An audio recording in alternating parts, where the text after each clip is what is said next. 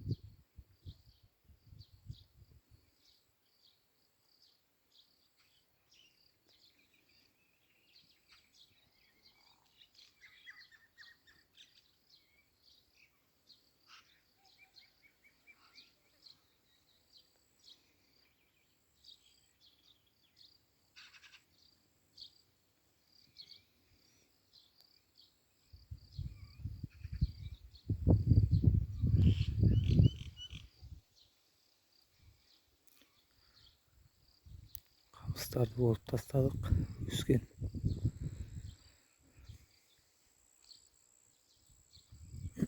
Енді әр жерде шомалап жатыр. Жақындатып көрсетіп көрейін. Сабағынан тартып.